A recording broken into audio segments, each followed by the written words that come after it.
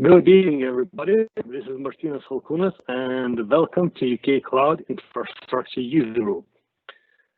So, just before I will let's go through the upcoming events that we have planned for the rest of the year. So, 1st of December, we do have Kubernetes Notch platform, and it's just a foundation with manual PAs. And 8th of December is we're going to talk about security pervasive without falling into the DevSecOps trap with Matteo. So there are two great sessions that's waiting for the rest of the year. And the next year we are starting 19th of January.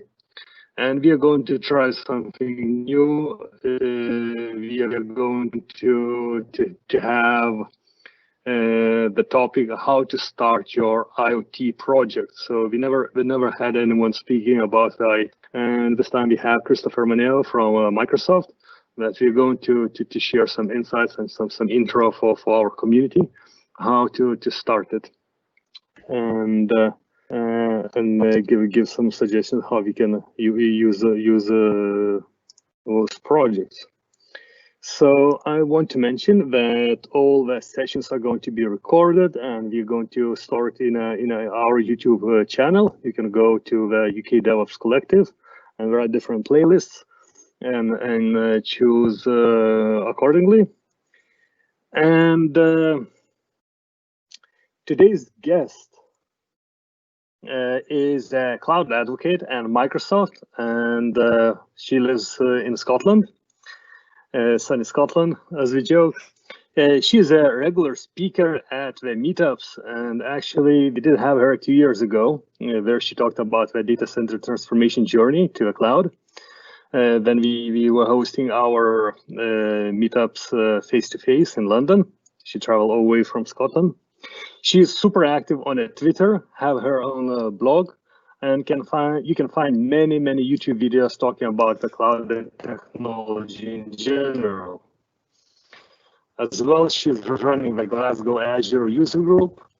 And Sarah, thank you for being here with us today, and welcome to our now weekly meetup sessions. Awesome, thank you so much for having me. It's a pleasure to be here.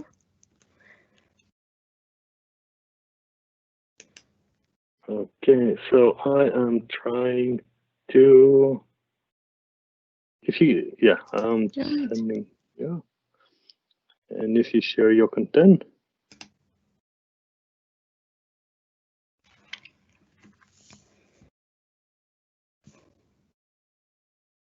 So hopefully you can see my slides okay? Yes, just try, here we go. I think now we have you and we have slides. Awesome, good stuff. Cool. So yeah, thank you so much for having me. I can't believe it's 2 years since I first spoke at the user group. I do remember that. That was good fun. I think I had some fun technical issues trying to get my laptop connected to the wireless printer that night. So I definitely do remember that night.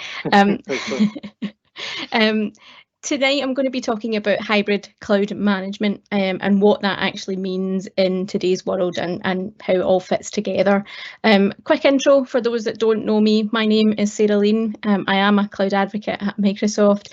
I've been in the tech industry or IT for over 14 years now, and I'm very much in that infrastructure type role. That's where my passion lies. That's where I'm still trying to keep in the lane. Although I think I am kind of moving towards a developer, as I seem to spend quite a bit of time in Visual Studio Code these days. And I'm a big ambassador for the next generation, trying to encourage them into a career in technology, especially trying to encourage more girls and females into technology to try and follow suit with me as well. Now, during the session, happy to take any questions. You can either drop them in the kind of question box and I'll get to them at the end, or you can try and interrupt me during the session and I'll try and answer them as we go. So definitely happy to take any questions, so queue them up for me. Now, as I said, we're talking about hybrid cloud management, and our IT environments are really evolving, and we've really got a diverse infrastructure and a diverse management structure that we now have.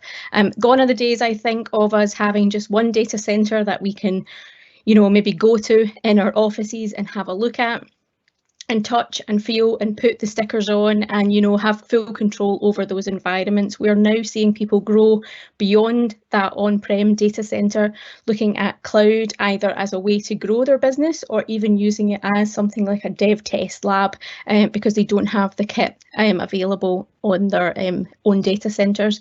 And with the cloud being introduced into our IT environments, what we're seeing is people branching out from, again, that traditional virtual machines or physical server type infrastructure, things like serverless apps, functions, containers, a whole host of different applications and variety of technologies as well.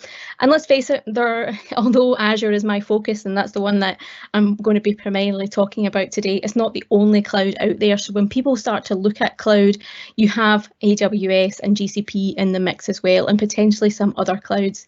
Now, I have had customers who have had shadow IT, so they have picked, Azure as their sole cloud provider. That's the strategy going forward, and that's the way the IT department should be thinking. And when they actually have a look at it, some people have went and did their own shadow IT within the IT department. They've taken a credit card, they've went off and they've deployed some things in AWS and GCP or even in Azure itself.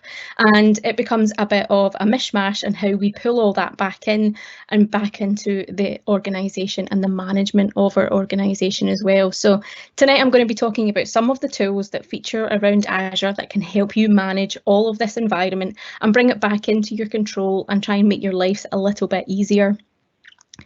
Now, the first thing I want to talk about is Windows Admin Center. Now, Windows Admin Center has been around for quite a bit, and what it really is this management plane for your Windows servers.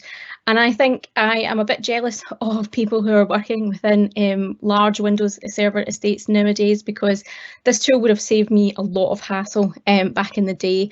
Trying to manage servers, I had multiple RDP windows open, I had multiple passwords and usernames, I had MMC snap-ins, I had even multiple laptops at one point to try and dial into all the different connections that I needed. And Windows Admin Center really stops all of that being needed. It's a browser session, small bit of software that you can install and then manage all of your servers. And it really reimagines how you actually manage your server environment. So you can do it all from, and I kind of hate this phrase, but a one single pane of glass. So you can apply your updates. So Patch Tuesday rolls down. You can apply the updates for all your servers without even leaving Windows Admin Center. You can monitor performance. You can forward plan for your capacity. And then you can actually look at the additional things. So when you start to think about Azure and pulling that in as well. And that's really where we get to bring in the cloud down onto our on-prem environments. So Windows Admin Center allows us to interact with Azure. We can create Azure virtual machines from Windows Admin Center, so you don't have to go off and use the portal, or you don't have to go off and launch PowerShell or a CLI command. If you want to check your backups, if you want to implement backups, we can do it all from Windows Admin Center. And yeah, it is that one single pane of glass that's going to allow you to manage really all of your environment and keep it sane, so you don't get confused by all the windows that you have open to manage your servers. Now, it's not just the kind of Microsoft technologies that we can manage through Windows Admin Center. We also have partnerships with a lot of our partners. So some of the hardware vendors that I'm sure you're familiar with on screen have extensions available within Windows Admin Center that allow you to interact with their hardware products. And again, making it simplified for your management and your interactivity and the things that you need to do on a day-to-day basis across this diverse IT environment that we have available now for us. Now, if you haven't already, please do download Windows Admin Center, even if it's just to manage a couple of your lab servers at home. It's a free bit of software. It's a really small install, and like I say, it's free and it runs within a modern web browser. So if you've got Edge installed, it'll work absolutely fine with there. So definitely try it out if you haven't, and even if you do have such a complex environment in your workplace, make sure you're giving it a try and see if it can benefit you and helping you to bring your management of these large scale IT environments all into one place and make your life a little bit easier. Now I want to show you Windows Admin Center because I'll be honest, I haven't looked at Windows Admin Center probably for about 6 or 7 months, and I think there's additional capabilities since I looked at it. So I want to show you to recap you if you haven't looked at it or if you've looked at it in the past and you've maybe ditched it because it didn't give you the capabilities that you are. I'm going to give you a fresh demo today that was recorded I think it was yesterday I recorded this demo, and it'll give you a really good, hopefully, insight into how you can actually use Windows Admin Center. So this is the landing page that you get when you launch Windows Admin Center within your browser, and you can see that I've got several machines being managed within it already. So I've got a virtual machine that's on-prem here in my own home office. I've also got a Windows Admin Azure box, and I'm also managing a Windows 10 box as well. Now, when we go into our on-prem server, we can see we get this instant overview of what the server has.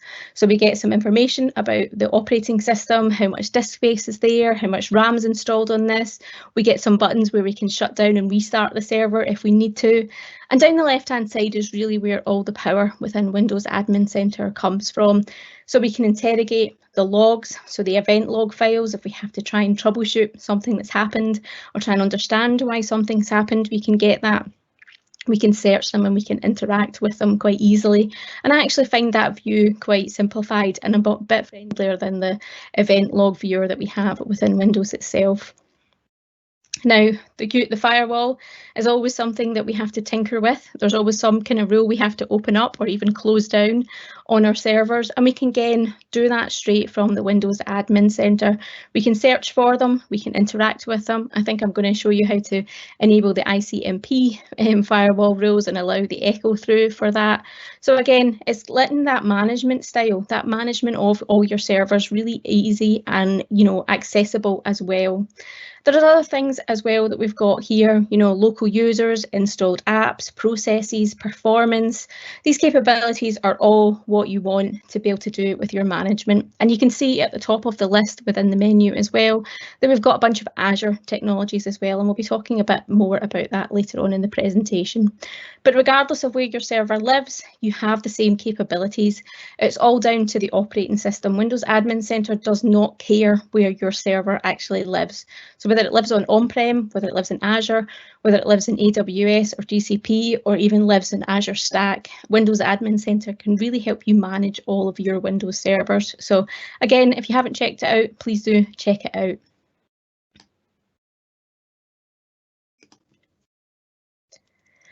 Now, when we talk about this environment, we want to try and bring it all together. And this is where we're seeing Azure Arc actually come into play. This is the solution that we're hoping will solidify everybody's management.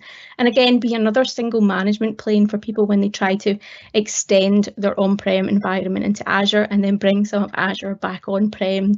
And again, it doesn't care where your servers live. If they're non-Azure servers, Azure Arc can try and help you bring those servers together and those services together in a cohesive manner. Now, there's lots of different capabilities within Azure Arc. I think we've probably seen and heard quite a bit about managing the actual servers within Azure Arc. We have other preview services. So the management of your physical or virtual machines that are not on Azure is actually generally available. It got announced as generally available at Ignite earlier this year, but we've got a bunch of preview features that are now available as well that you can leverage. So things like looking after your Kubernetes clusters that are non-Azure Kubernetes clusters, your SQL Server instances that live somewhere else other than Azure. We've got PostgreSQL Hyperscale, if you know what that means. I'm not sure I even know what that means, but you can manage and deploy that as well using Azure Arc. So there's lots of capabilities that are now there. However, the one caveat that I always say when I'm mentioning preview services is remember that they're preview services and potentially they might not be production ready. So again, at your own risk, try and use these within production environments, but they're definitely there to be kicked the tires of and have a play with and see if they are something that you could leverage within a production environment. Now, I think the big question that we all had when we heard about Azure Arc, I think it was last year at Ignite, was what it was going to cost. And what we've had with this year's Ignite is some information around the costing of it. And what we see is that it's actually free to onboard your servers with Azure Arc. The cost actually comes when you start to consume the additional Azure services that you can bring to your non-Azure virtual machines. So when you start to use things like Azure Monitor or maybe Azure Backup or Azure Policy, there's some price attached to using that. But in terms of installing the Azure Arc agent onto your servers and making them an Azure Arc server, there's no cost around that. So hopefully that's good news for a lot of you. And Sarah, we do have a first question from Andreas, and is asking, is there or will there be an Azure Bastion style service offering of Windows Admin Center? So Azure Admin Center is actually in the Azure portal now. So I'm not sure if that's kind of what you mean, Andreas. We announced it at Ignite and it is in, I think it's private preview or public preview. They're oversubscribed for people wanting to test it out, but what it's basically going to do is have the Windows Admin Center in the Azure portal. So you don't have to have that local install. So it'll be a bit like the Azure Cloud Shell, where it's built into the kind of browser and the portal experience and help you manage your servers that way. So hopefully that answers your question. And if not, sorry. And no, if not, yeah, feel free to answer again. So let Sarah know. Cool. So what I want to do is show you how you can actually turn a non-Azure server into an Azure Arc server. And in order to do that, there is an agent that you need to install. But I want to show you a way of how to actually onboard a server using Windows Admin Center, since we're talking about it being our management plane today as well. So again, in the Windows Admin Center, what we would do is click on the server that we want to enable for our Azure Arc service. And we click on Azure Hybrid Services down the left-hand side, and we'll get a bunch of services that we can extend from Azure onto this on-prem service. And I think the last one in the list is Azure Arc. And once we get into that, we can start to configure how we want to see that server within Azure. We're asked about subscription, what resource group we want to put the information in, and the Azure region that we want to store, basically the metadata around this server in. So I'm just going to pick my servers resource group, and I'm going to pick UK South as I'm in the UK. What Windows Admin Center will do in the background is go and install that Azure Arc agent for us, so we don't have to manually do that. And eventually it will refresh and tell us that the server's been connected and managed by Azure Arc. And we can view that server in the Azure portal and just get the information that you kind of expect to see with any Azure virtual machine. And you can see that it's identified differently as a virtual machine or an Azure Arc server in the Azure portal by a different icon and also as a different type. But it looks like another server, and we have visibility of that within our Azure portal. So it's another management plane that we can see that server and see what's happening with it. And again, extend some of our Azure services down onto that server that lives on-prem for us. And Sarah, we have another question from Simeon. And is Sentinel integrated in the Azure Arc? Or is it going to be? I haven't heard anything about that.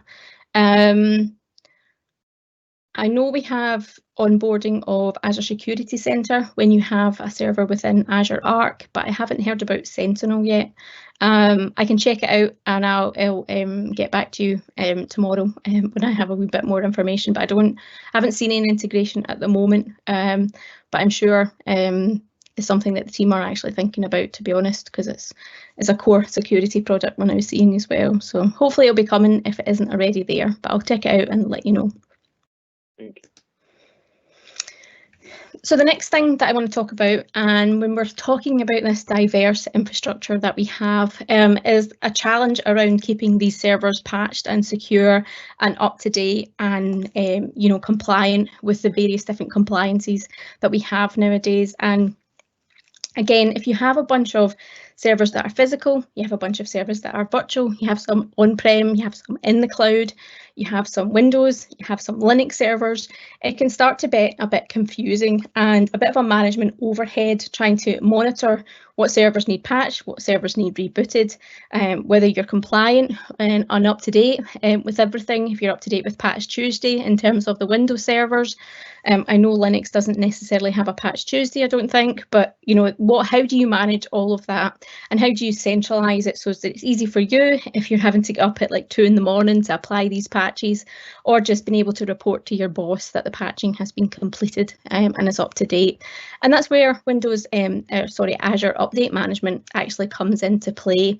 And Azure Update Management is a service that I've loved since I found out about it, to be honest. It's one of those lesser known or lesser used features within Azure that really packs a big punch, I think.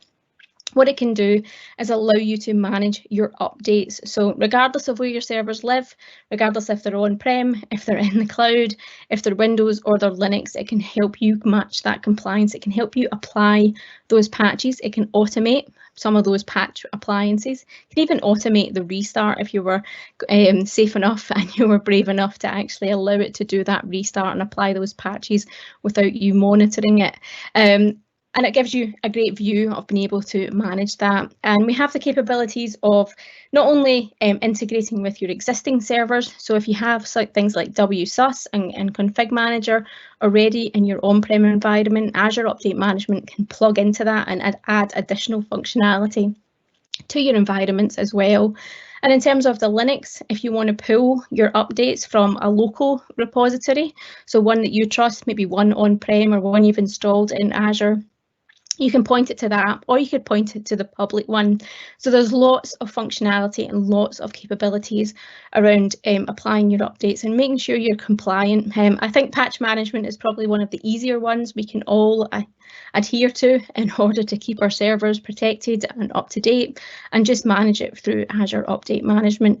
And I think people are a little bit shocked to find out that using Azure Update Management is one of the free services that we have in Azure. So there's no cost to actually running that, or if there is any cost in terms of the automation, it's very minimum. It's probably going to be the cost of a coffee cup per month.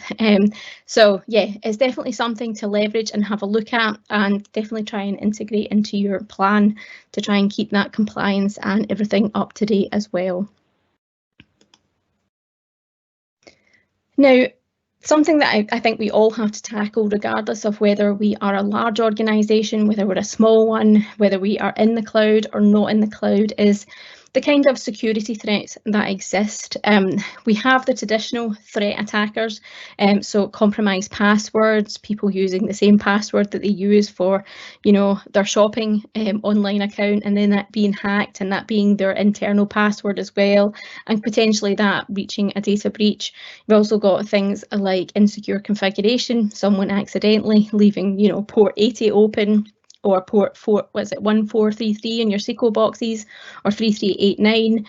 These ports, you know, are useful in terms of configuration, in terms of connections, in terms of testing, but they're not maybe necessarily the things that you want to keep open and have open fully to the internet and fully to all the attackers, because if they get access, they could probably move through your environment quite quickly through some lateral movements, steal data for malicious reasons, steal data just to show off to their friends on social media. There's lots of different reasons people potentially want to attack your environment, and unfortunately, due to, you know, human error, we've all probably left something open to the real world, and that's where we have to be a bit more smarter, especially if we have environments where we have some things on-prem, we have some things in one cloud, we have some things in another cloud, and we don't really have a great overview, and we're having to, you know, manage all of those environments and make sure that they are compliant and not leaving us exposed either as a company or as an employee.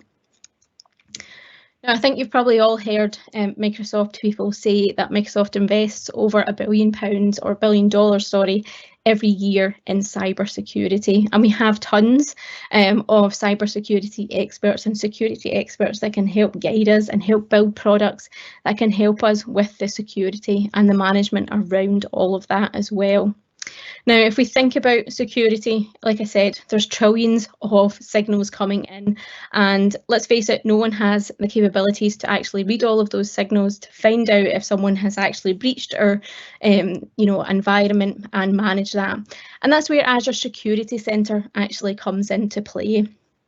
I really like Azure Security Center because regardless of whether you're a security expert or someone trying to fake their way into being a security expert, it can actually help you. It can help you give that understanding of what's happening. And let's face it, there's probably some bit of our IT environment that's been deployed as well where we aren't fully up to date with it. If we aren't up to date with, say, someone deploying a Kubernetes cluster in your environment, but you're tasked with securing it and making sure it's compliant to one of your regulatory compliance certificates that you need to do, and you're not sure of how to do that, Azure Security Center can actually help you, guide you along that. It can help take the best practices that Microsoft have and these experts that Microsoft have and actually give you some information about how to secure those products and where your holes potentially are and the impact of applying some of these patches or securing those resources as well. And it's not just for your servers, like I said, it's for some of those cloud native and new workloads that you might be deploying or databases or even just your raw storage as well. Now, one of the features that I really like and we're seeing across a lot of Microsoft products is a secure score, and that gives you a great insight into what's happening. So it just gives you a score in terms of your environment, whether you're doing good or bad, and how you can increase that score, and it kind of helps you show what's happening. And with the Azure Security Center, Secure Score is built into different categories.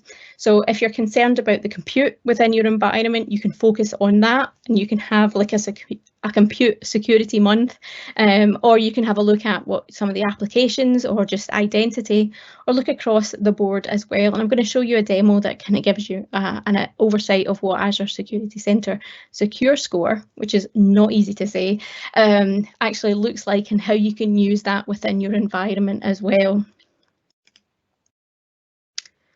So like I said, it doesn't just cover your single workloads, it covers all of your workloads from, your applications, your network, your identity, all down to that into Azure Security Center. And something that we announced at Ignite that I think is actually pretty good and quite relevant to talking about the hybrid environment is that if you're using Azure Security Center, you can now pull in the alerts from your AWS, I think it's Security Hub that they call it, and GCP Command Center, and actually see the alerts in Azure Security Center. Now, you don't have auto remediation, so you just get the alerts, but it gives you that visibility. So you're not having to have the Azure portal open, you're not having to have AWS open, and flicking between them in case there's a security alert or a breach within your environment. You can see it all from the Azure Security Center. Now, I found this slide and I actually thought it was quite good about how complex an environment is and how actually Security Center can help you take all of the signals, all of the alerts, all of the information that you have and actually digest it into Azure Security Center and have a look at it. So if we look through this, we're getting all of the information from our servers and we're putting it into, say, log analytics. And then we can export some of that data, we can filter through some of that and have a look at it once it's went through some enrichment. But on top of that, we can also put in some threat intelligence, some security analytics. We can actually have some of the artificial intelligence behind Azure Security Center, look at if there's been a threat detected and how we can remediate it if there is anything within the environment. And again, there's so many signals, there's so many logs that we have to have a look at nowadays. People can't actually look at it. So being able to use technology to help us to detect the threats is a great advantage for us as well. Now, if you think about it, we're also getting information from our network, from our storage. All of that, again, can feed in to the logs and then get pushed out into Azure Security Center in a human readable format. So we can see whether we need to apply anything to our security posture and make it better, if there's potentially been a threat that we've not seen, not heard about. And then we can do some auto remediation through automation. We can maybe push out some alerts to our service desk or out to people's phones so that they can actually, deal with that threat if it's happening real time. or we can do some things with REST APIs and interact with that data and show it in something that makes sense for our environment. Now I want to show you Azure Security Center in play, so let's have a dig into the demo. So we're in Azure Security Center and we've got an environment here that has a ton of servers, ton of good alerts and ton of bad alerts. A view I like to look at is the inventory, and that gives you an overview of what's in your environment. So you can see what's being monitored and what's not being monitored. And you get just that initial overview of what's happening, if there's any recommendations that you need to do, but more importantly, you see what's not being monitored within your environment. So you can try and action that and have a look at if you need to apply monitoring or if you don't need to apply monitoring to that environment. Now, the secure score, like I said, gives you a great overview of what's happening within your environment.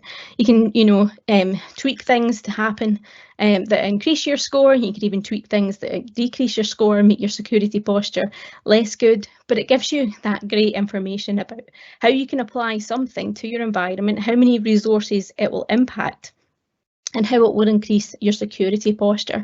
So again, it's really easy for someone who's maybe not a security expert or someone who's learning to be a security expert or dealing with systems that you're not aware of or not quite sure of, and being able to apply the right security postures across your environment as well. Now, regulatory compliance is something we probably all have to deal with, and built into Azure Security Center is some of the policies or compliance certificates that we see as a common one. And PCI DSS is something that I used to have to manage. I used to get really nervous whenever the auditors came in and I had to justify why something was enabled, wasn't enabled, or how it was set up. Within Azure Security Center, we can see some of those compliance needs that you need to meet in order to be PCI DSS compliant, and see if your resources are actually complying with it or not, and how you can remediate your environment and able to actually then complete that compliance again. So great screen if it's all good. This one isn't great. This is going to fail an audit, but if you have an auditor in, this is a screen you could probably show them and show the effort that you're making in order to be compliant with that certification as well. So lots of information in Azure Security Center. I've only just touched the top of it. And Azure Security Center is able to monitor not only your Azure machines and your Azure environment, but it can be extended down into non-Azure machines as well. That's where we're seeing Azure Arc. It helps you onboard your servers into Azure Security Center and be monitored as part of that as well. So great tool, great capabilities, and can really help you understand your security posture within your IT department. Now, one of the last topics I want to touch on is governance, and this is a bit of a touchy subject, I think, for most people. Most people see this as control, as someone within IT or the management structure actually stopping them doing what they want within their environment, stopping them being agile or innovative. But governance is something that we probably have all done over our management of on-prem environments, but never actually called it governance, to be honest. I remember implementing some tasks and suggestions for people when they were setting up new servers and setting up new workloads, and that really was governance when we didn't talk about it. And I think if we have such a diverse infrastructure now, there needs to be some kind of governance and some kind of, not rules, but some kind of standardization of what's happening within your environment, so that it's easy to stay secure, stay up to date, and make it manageable as well. And this is where we start to think about the guardrails. And this is how we want to talk about governance in guardrail format. Now, you're probably familiar with the naming conventions. We all enjoy a good naming convention. I know I used to do some things where after my favourite movie characters, servers were named weird things, and service accounts and managed service accounts were all called weird things that made no sense to the actual workload that they were looking at. But having a naming convention that is sensible within a diverse infrastructure is actually quite sensible. If you have multiple, locations in terms of your data center, maybe your naming convention wants to talk about the location of that server, of that workload. So again, if there's an issue, that someone knows right away where it is, whether it's living in Azure, whether it's on-prem, whether it's in AWS, putting a naming convention might actually help you, or not having a naming convention might actually help you as well, in terms of looking at your workloads in the cloud as cattle instead of pets, as we talk about it, and try and take away that kind of that spirit that you have and that kind of compassion that you have for these workloads, and then you can deal with them more appropriately. And whatever works for you, having a kind of naming convention or defining that naming convention somehow is probably a good guardrail to put in, as is something like tagging your servers. And tagging is something that you've probably heard a lot of people talk about, but not really understood how such a small part of your deployment within the cloud, or even now on-prem, can actually influence things later on. I've seen people and customers do some really cool things with the tagging of their resources. So a classic example is when you deploy a resource, you tag it with something related to your backup policy. So is it mission critical? Does it only need backed up once a month? Does it never need backed up? And then what happens is an Azure function or an Azure logic app in the background can be triggered, that it will then apply the relevant backup policy. And it takes away that human element. So all the human has to make sure that they do is apply the tag, and then everything else is kind of taken care of for them. So again, it makes things a bit more manageable, it makes it a bit more seamless, and it makes sure that you're covered in terms of backing up your server or your workload, or making sure that something is there. So tagging is a small part of your deployment, but can actually have big implications if you're not tagging your resources. And that's where Azure Policy comes into play.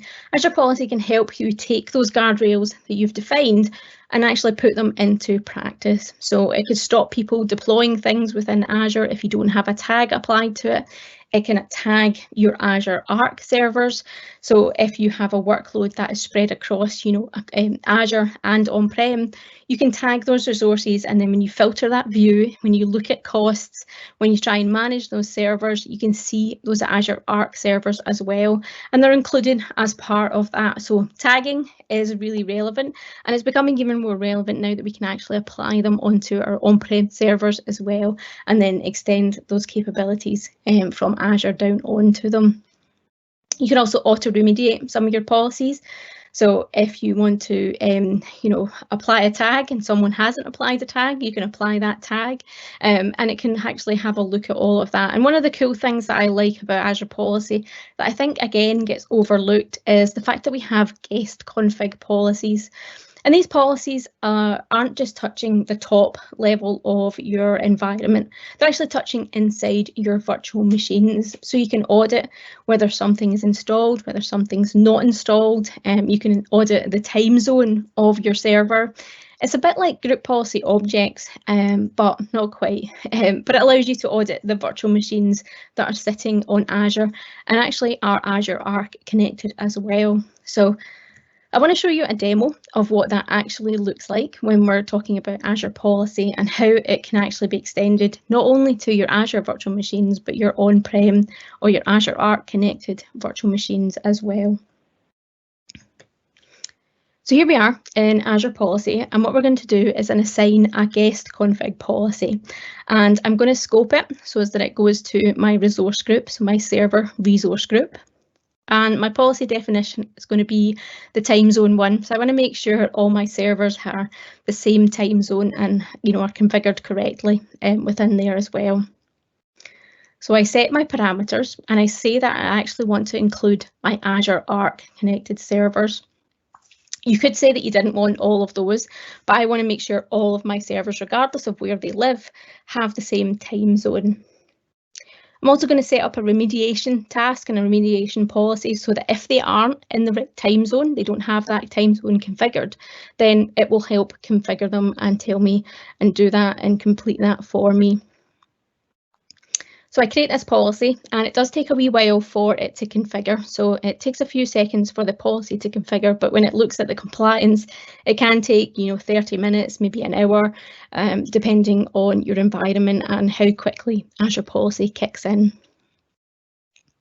But eventually what you'll see is you'll get a compliance view within Azure Policy telling you what's happening once it's had a look at all your resources. And we can see here that of the 2 resources that Azure Policy is looking at, one of my servers doesn't have the right time zone, and it hasn't quite caught up with the remediation task in order to correct that. But again, it's taking that Azure Policy capability that we've been using within Azure and actually extending it on-prem for us as well within our Azure Arc capable servers.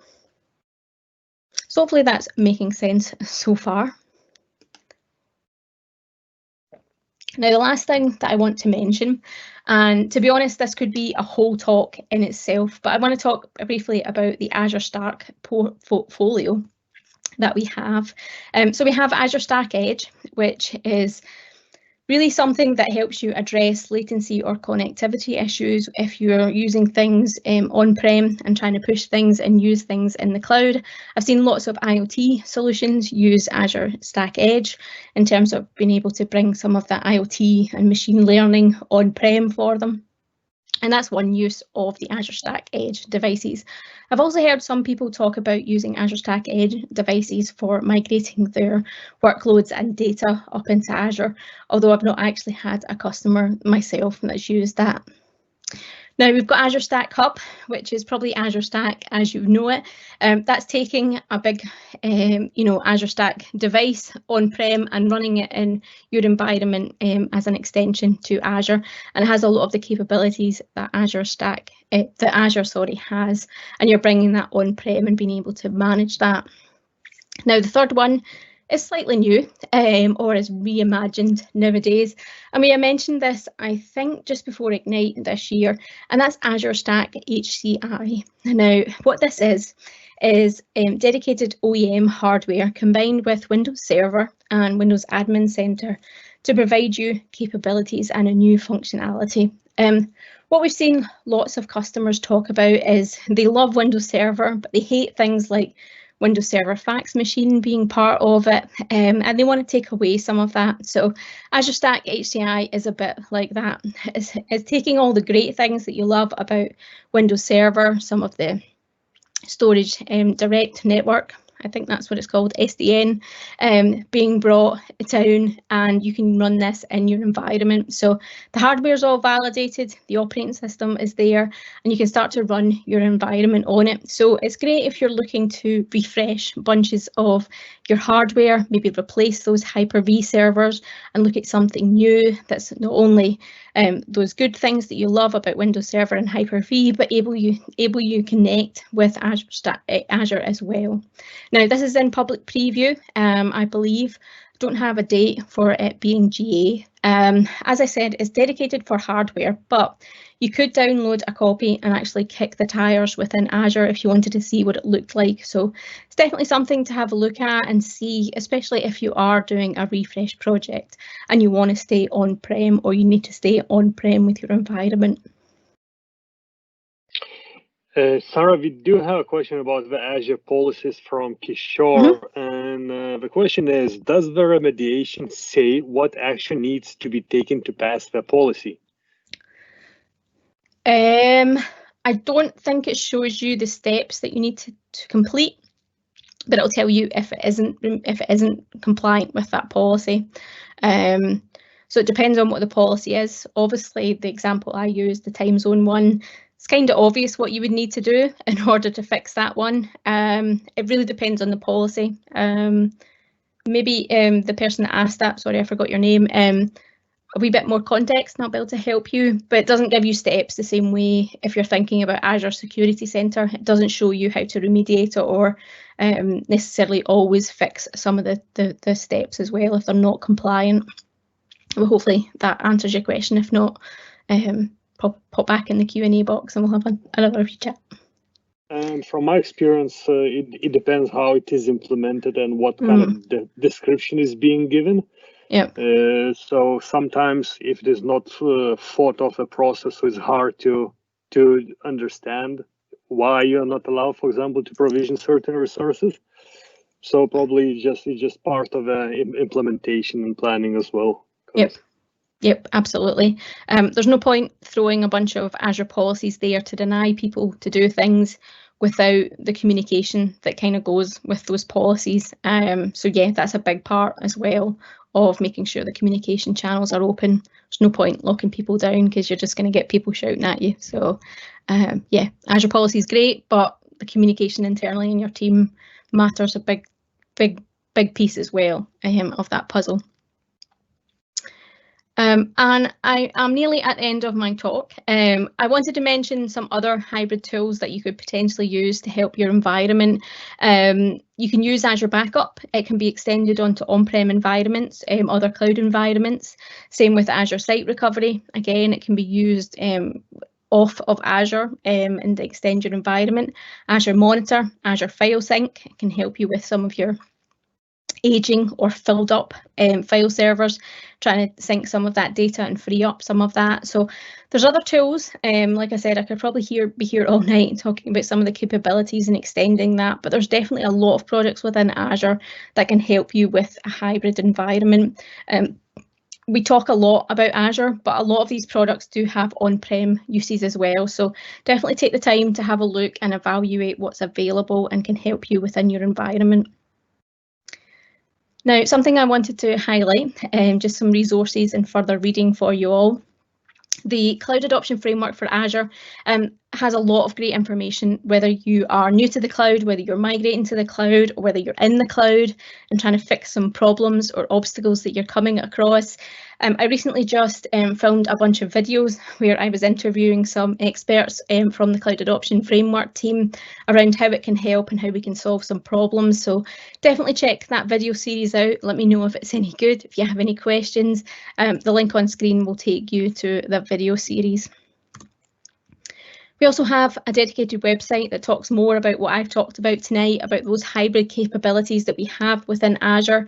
So again, take some time, have a read through that, see a bit more about some of the stuff that I've talked about and how you can use it. And we've also got the Azure Architecture Centre. And again, I think this is one of the things that we don't often look at. It allows you to see how to design some architectures, some solutions, give you some inspiration. You can use it to double check if what you've designed is the right or the best practice method of deploying some workloads within Azure.